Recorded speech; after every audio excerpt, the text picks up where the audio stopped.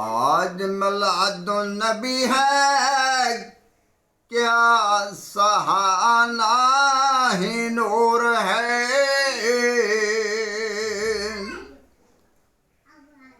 नूर वाला आ गया जिसका ये सारा ही नूर है।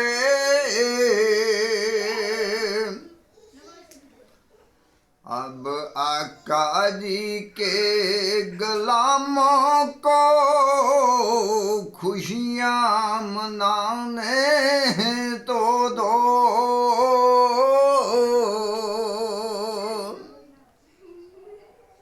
मेरे आका जी दी आमद है, इस महफल को सजाने तो दो।